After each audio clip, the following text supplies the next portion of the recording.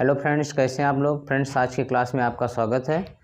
तो फ्रेंड्स, आज हम लोग पढ़ने वाले हैं colligative properties of solution, villain के अणुसंख्य गुणधर्म को।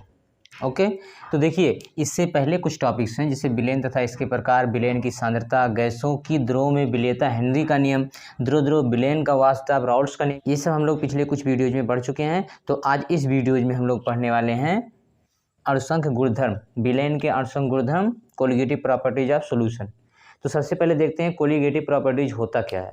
तो जो कोलिगेटिव शब्द है इसका उद्गम हुआ है लैटिन वर्ड से, जिसका मतलब होता है एक साथ बधे हुए। देखिए, मान लीजिए जिसको हम लोग तोड़ के देखें कोलिगेटिव को, तो को का मतलब होता है एक साथ, और ये मान लीजिए लिगेट की बात करें तो लिगेट का मतलब होता है बधे हुए,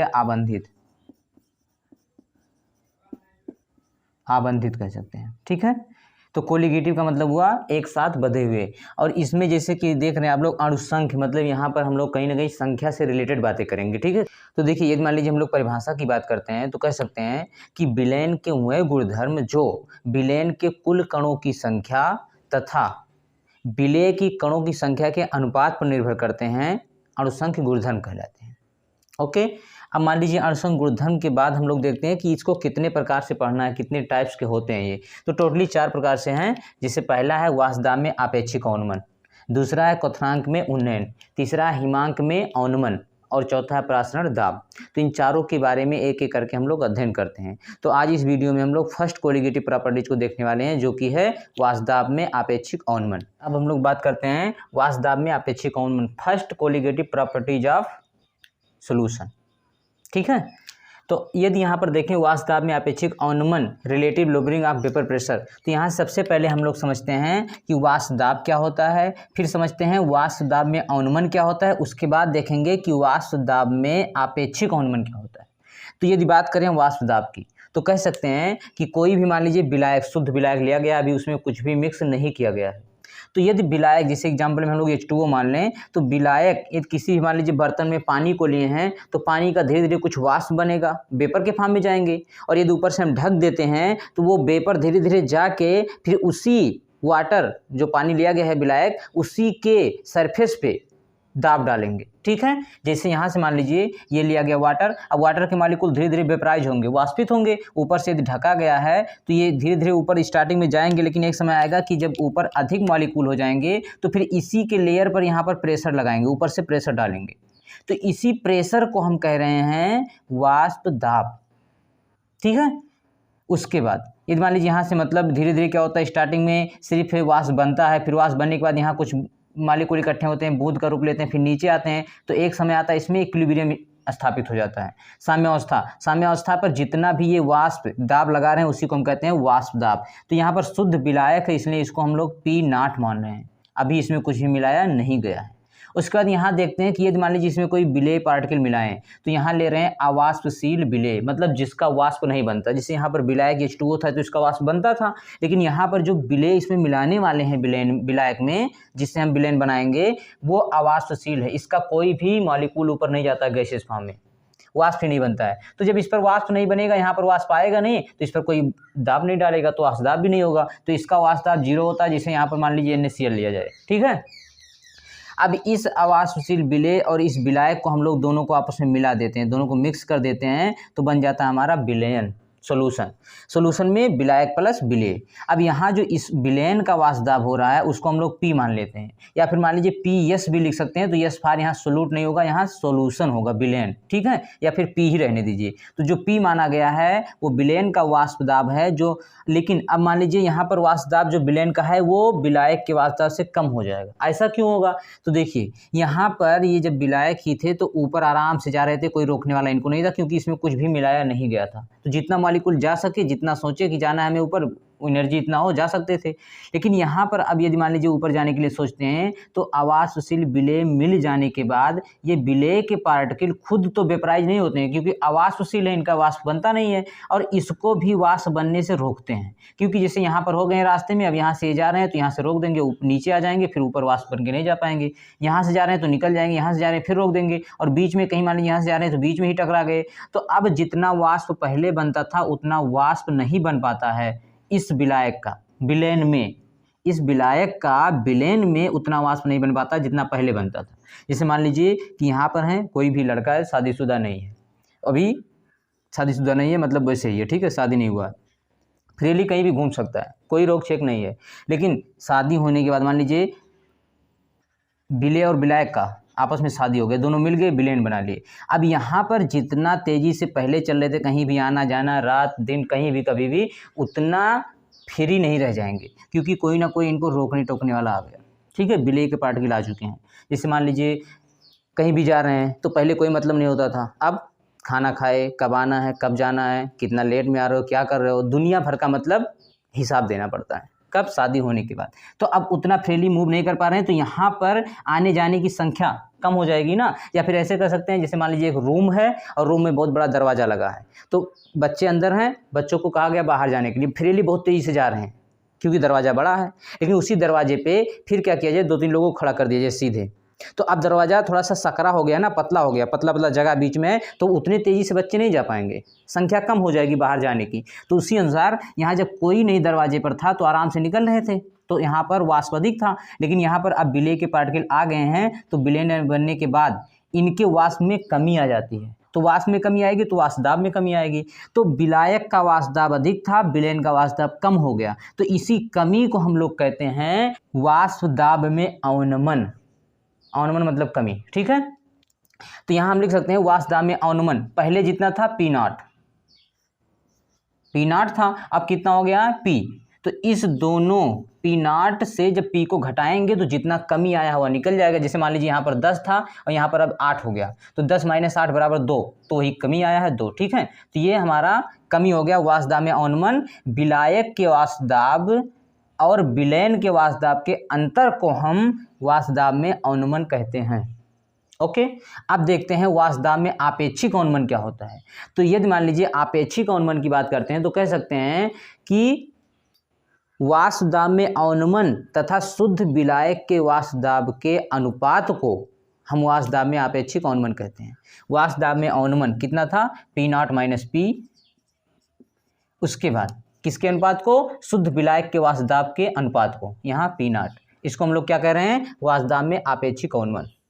ओके फ्रेंड्स, अब यदि मान लीजिए देखें वाष्प दाब में आपेक्षिक अवनमन P0 - P/P0, ये डिपेंड किस पर करता है, निर्भर किस पर करता है, तो यह निर्भर करता है विलेय के मॉलिक्यूल पर। विलेय की संख्या जितनी अधिक होगी उतना ही यहाँ वाष्प दाब में कमी अधिक आएगी और उसी अनुसार वाष्प दाब में आपेक्षिक अवनमन भी होगा, ठीक है। तो यहाँ पर हम लोग लिख सकते हैं, यदि मान लीजिए यहाँ पर अधिक विलेय की संख्या मिला दें, जैसे दरवाजा है, अब दरवाजे पे अधिक लोगों को खड़ा कर दें, बहुत कम जगह बचे, तो धीरे धीरे एक एक बच्चे करके निकलेंगे, पहले 20-20 निकल रहे थे, तो जितना अधिक दरवाजा को क्लोज किया जाएगा उतनी ही संख्या कम निकलेगी। या जैसे मान लीजिए शादी होने के बाद जितनी, जैसे मान लीजिए कुछ लोग हैं तो मतलब फिर भी कहीं आने जाने में कोई हिचक नहीं रखते हैं, कुछ लोग हैं पूछ करके आएंगे जाएंगे, या फिर उनके ऊपर पाबंदी ज़्यादा होती है, ठीक है, पूछताछ ज़्यादा होता है, तो उसी अनुसार यहाँ से जाने की मतलब वाष्प बनने की संख्या भी घट जाती है, ठीक है, क्योंकि आने जाने प्रॉब्लम हो रही है। तो अब यहाँ से देखेंगे तो ये टोटल डिपेंड कर रहा है इसके मॉलिक्यूल पर, इसका मॉलिक्यूल मतलब मोल प्रभाज ऑफ विलेय। तो यहाँ से यदि हम लोग देखें तो कह सकते हैं यहाँ से A और ये B मान लें, ये विलायक को A और विलेय को B, तो यहाँ से XB इक्वल कितना हो जाएगा, P0 - P/P0। मतलब वाष्प दाब में आपेक्षिक अवनमन किस पर निर्भर कर रहा है, मोल प्रभाज ऑफ विलेय। उसके बाद अब यहाँ से हम लोग देखें कि मोल प्रभाज ऑफ विलेय होता क्या है, तो यहाँ से मोल प्रभाज ऑफ विलेय क्या हो जाएगा, मोल प्रभाज ऑफ विलेय होगा, मान लीजिए इसके मोलों की संख्या स्मॉल n और इसके मोलों की संख्या कैपिटल N, तो मोल प्रभाज ऑफ B XB इक्वल क्या होगा, मोल ऑफ n, मतलब मोल ऑफ विलेयन अपान मोल ऑफ विलेय प्लस मोल ऑफ विलायक। ठीक है, ये हो गया मोल प्रभाज ऑफ विलेय, जिसको हम लोग बी कह रहे हैं। अब यहाँ यक्स बी के स्थान पर रख सकते हैं N upon N plus capital N. अब small N upon small N plus capital N मतलब क्या हुआ, स्मॉल एन क्या है, विलेय के मोलों की संख्या, कैपिटल एन क्या है, विलायक के मोलों की संख्या। तो यहाँ पर हम रख सकते हैं, इसको इधर कर देते हैं, इसको इधर, P not minus P by P nought equal small N upon small N plus capital N. अब यहाँ पी नॉट क्या है, शुद्ध विलायक का वाष्पदाब, पी क्या है, विलेयन का वाष्पदाब, स्मॉल एन क्या है, विलेय के मोलों की संख्या, कैपिटल एन क्या है, विलायक के मोलों की संख्या। ठीक है, ये फार्मूला बनेगा। अब यहाँ से यदि मान लीजिए और आगे रखना चाहते हो तो स्मॉल एन इक्वल क्या रख सकते हो, स्मॉल एन क्या है, विलेय के मोलों की संख्या। अब विलेय के मोल कैसे निकाले जाते हैं, विलेय का जितना ग्राम में भार है उसमें उसके अणुभार से भाग दे देते हैं। तो यहाँ से हम लिख सकते हैं स्मॉल एन को क्या लिख सकते हैं, small W upon small M. ठीक है, और फिर नीचे small W upon small M. Small W मतलब इसका ग्राम में मात्रा बटे अणुभार, ग्राम में मात्रा बटे अणुभार। फिर ये कैपिटल एन मतलब विलायक का है तो यहाँ कैपिटल डब्लू कर देते हैं और बटे कैपिटल एम कर देते हैं। कैपिटल डब्लू क्या है, विलायक का ग्राम में मात्रा, और कैपिटल एम विलायक का अणुभार। इसके बाद इस स्थान पे हम लोग ये भी रख सकते हैं। ठीक है, अब इसके बाद मान लीजिए हम लोग इसको लगाएं तनु विलेयन के लिए। तनु विलेयन का मतलब क्या हुआ कि इसमें विलेय के पार्टिकल बहुत ही कम है, ना के बराबर। तो यदि विलेय के पार्टिकल बहुत ही कम है तो यहाँ पर विलेय के मोल भी कम होंगे, और जब विलेय के मोल भी कम होंगे तो जैसे मान लीजिए कैपिटल एन 1000 हो, इसमें ये 1 हो या 0 समथिंग हो, 0.01 हो, तो इसमें 1000 में 0.1 जोड़ेंगे, कोई फर्क पड़ने वाला नहीं है ना। तो यहाँ पर हम लोग कह सकते हैं तनु विलेयनों के लिए फॉर डाइल्यूट सॉल्यूशन, तनु विलेयन के लिए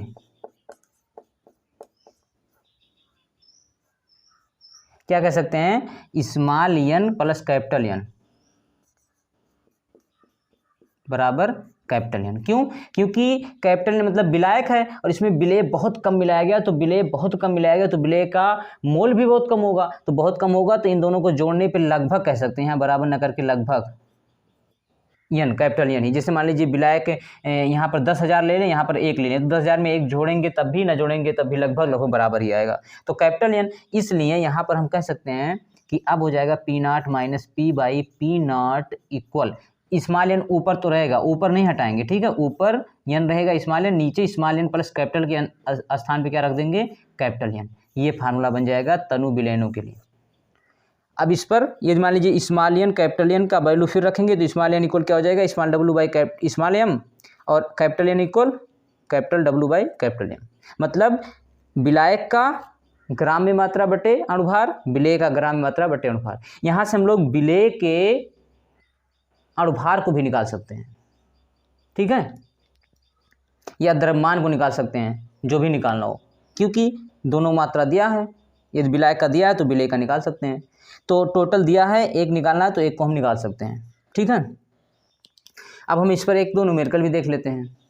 तो देखिए फ्रेंड्स, अब यहाँ पर थोड़ा सा इस फार्मूले का और हम लोग क्लियर कर दिए हैं कि जैसे यहाँ पर किसमें क्या, जैसे मान लीजिए X B equal P not minus P by P nought, तो और यहाँ पर small N by small N plus capital N, यहाँ स्मॉल डब्लू कैपिटल डब्लू सबका यूज किया गया है। तो यहाँ पर कौन क्या है इसको लिख दिया गया, जहाँ पर पी नॉट क्या है, शुद्ध विलायक का वाष्पदाब, पी क्या है, विलेयन का वाष्पदाब, और एक्स बी क्या है, विलेय के मोल प्रभाज है, इसी से टोटल बताया गया। ठीक है, कैपिटल डब्लू क्या है, विलायक का ग्राम में भार।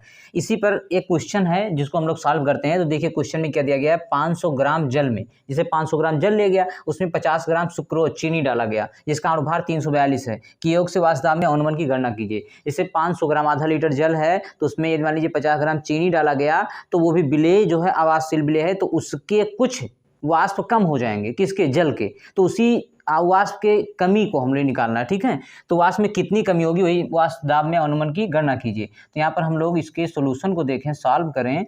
तो सबसे पहले देख लेते हैं क्या क्या दिया गया, उसको लिख लेते हैं। तो 500 ग्राम जल, जल क्या होगा, विलायक होगा, तो विलायक मतलब कैपिटल डब्लू, ग्राम में मात्रा, यहाँ कितना दिया गया, कैपिटल डब्लू का मान 500 ग्राम। उसके बाद कैपिटल एम, जल का अणुभार 18, फिर स्मॉल डब्लू कितना, 50 ग्राम, विलेय के ग्राम में भार 50 ग्राम, फिर उसके बाद स्मॉल यम कितना होता है इसका 342 चीनी का अणुभार। अब हमें फार्मूला कौन सा यूज करना है, हमें निकालना क्या, निकालना है वाष्पदाब अनुमन। तो पी नॉट माइनस पी या इसी को हम लोग कहते हैं डेल्टा पी। तो डेल्टा पी निकालना है तो यहाँ से इस फार्मूले का यूज हम करेंगे। इसका भी कर सकते हो, तो यहाँ पर small N by small N plus capital N मतलब विलेय के मोलों की संख्या विलायक के मोलों की संख्या कैपिटल एन, ये निकल जाएगा। तो इससे हम लोग यहाँ पर सॉल्व कर सकते हैं या फिर डायरेक्ट यहाँ पर रख दो। तो यदि स्मॉल एन पहले हम लोग यहाँ से निकालते हैं तो स्मॉल एन इक्वल क्या हो जाएगा, विलेय के मोल बटे विलेय का अणुभार। तो विलेय के कितने मोल हैं, विलेय के मोल नहीं, विलेय का ग्राम में मात्रा। तो 50 बटे अणुभार 342 इक्वल आ जाएगा लगभग 0.146 समथिंग। उसके बाद कैपिटल एन निकालते हैं। कैपिटल एन मतलब विलायक के मोलों की संख्या बराबर विलायक का ग्राम में मात्रा बटे अणुभार। तो विलायक का ग्राम में मात्रा कितना है, 500 ग्राम, पानी है ना 500 ग्राम। उसके बाद 18 बराबर आ जाएगा लगभग 27.78। ये हमें मिल गया स्मॉल एन कैपिटल एन। अब हम लोग इस फार्मूले का यूज कर सकते हैं।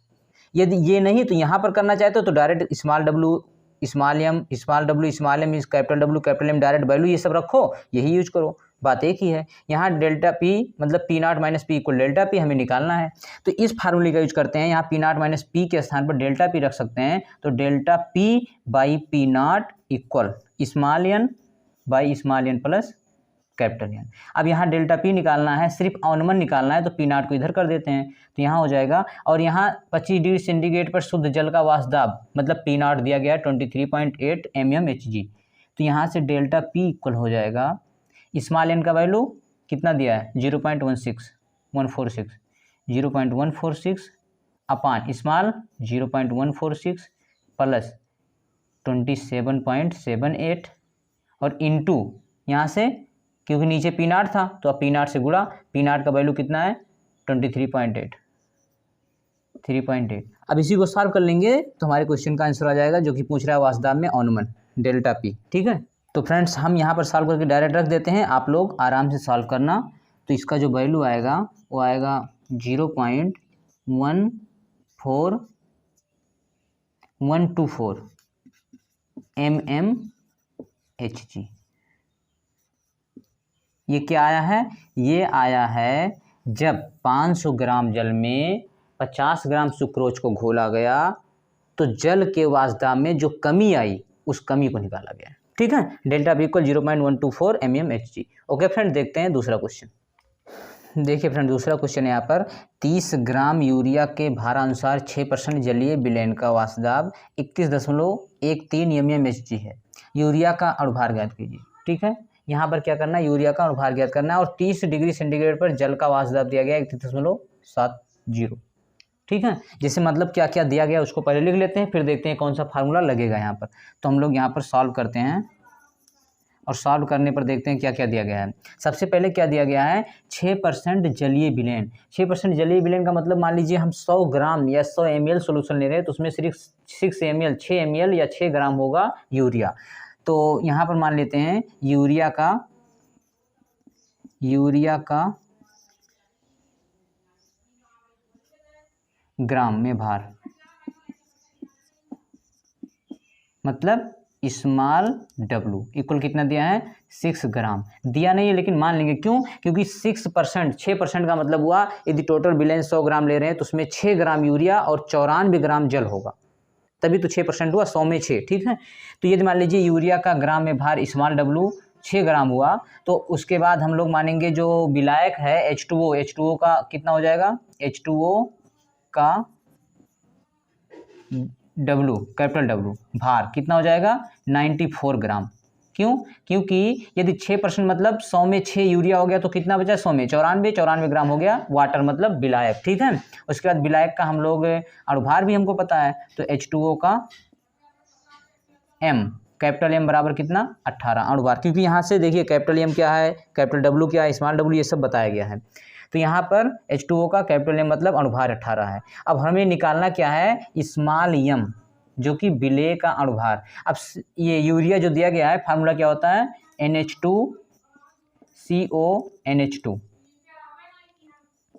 अब इसका हमें अनुभार तो पता ऐसे निकाल सकते हैं, लेकिन क्वेश्चन में अनुभार पूछ रहा है तो क्वेश्चन के अनुसार हमें अनुभार निकालना है, और लगभग इसका कितना होता है, जितना भी जोड़ने पर आएगा लगभग उतना आंसर आना चाहिए। ठीक है, तो देखिए यहाँ से हम लोग किस फार्मूले का यूज करेंगे, सबसे पहले तो इसको हम लोग देखते हैं। तो यहाँ पर हम लोग देखेंगे तो पहले सबसे पहले हम लोग क्या देखना है, 6% कह रहा है। 6% का मतलब हुआ कि जो विलेन होगा वो बहुत ही डाइल्यूट होगा, मतलब 100 में 6।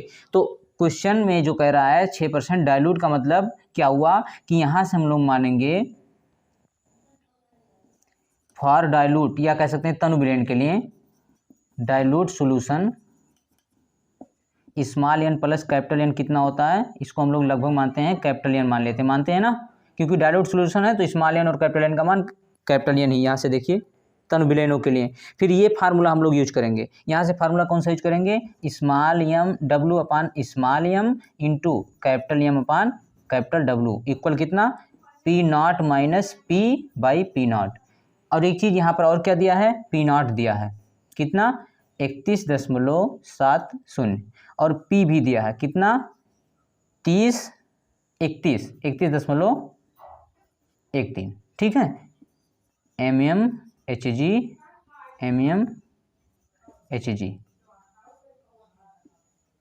ये सब दिया है, देखिए यहाँ से। ठीक है, अब हम लोग क्या करते हैं, जितना वैल्यू दिया गया सभी फार्मूले पे पुट कर देते हैं, और जो हमें निकालना है स्मॉल डब्लू स्मॉल एम निकल जाएगा। तो यहाँ से देखिए स्मॉल डब्लू कितना दिया गया है, 6 ग्राम। तो 6 ग्राम और बटे स्मॉल एम नहीं दिया गया, वही निकालना है। कैपिटल एम कितना दिया गया है 18 और बटे कैपिटल डब्लू कितना है 94 बराबर पी नॉट 31.70 7 कह सकते हैं माइनस 31.13 और बटे पी नॉट नीचे भी है तो 31.70। अब यहाँ से हम लोग सिर्फ स्मॉल एम का वैल्यू निकालेंगे, वही हमारा आंसर हो जाएगा। थोड़ा सा आगे इसको सॉल्व करते हैं, फिर वैल्यू हम सॉल्व करके वैल्यू रख देते हैं, आप लोग अच्छे से सॉल्व कीजिएगा। ओके, तो देखिए फ्रेंड्स, यदि मान लीजिए यहाँ से इसको हम लोग सॉल्व करके स्मॉल एम का वैल्यू निकाल रहे हैं गुणा भाग करके, तो आ रहा है 63.9। ठीक है, ये क्या आया है, यूरिया का अनुभार। और वैसे भी देखें यूरिया तो फार्मूला क्या होता है NH2CONH2। इसका अनुभार देखते हैं तो 2 N है, एक N का 14 होता है तो 14 दूनी 28 सिर्फ N का हो गया, और 4 हाइड्रोजन है तो +4 और कार्बन का 12 ऑक्सीजन का 16। इसमें इसको हम लोग ऐड कर रहे हैं तो 16 12 और 4 16 16 32 कितना आ रहा है, लगभग 60 आ रहा है। तो 60 ही आ रहा है, 63 आ रहा है, तो लगभग हम लोग का आंसर सही है। अनुभार मतलब लगभग अनुभार 63.9 मतलब 64 या 60 के लगभग आ रहा है। ठीक है, तो इसमें क्या था 6% था, इसलिए हम लोग इसको तनु मान लिए हैं। तो फार्मूले में हम लोग ये वाला यूज किए हैं n plus capital N equal लगभग n मान के। ठीक है, अणुसंघ गुणधर्म में पहला हो गया है, वासदाम में अपेक्षिक अनुमान, इस पर 2 न्यूमेरिकल देखा गया। उसके बाद फिर आगे हम लोग अब अगले कोलिगेटिव प्रॉपर्टीज की बात करेंगे नेक्स्ट वीडियो में। ओके फ्रेंड्स, उम्मीद है यह वीडियो आप लोगों को समझ में आया होगा। Okay friends, thanks for watching, best of luck.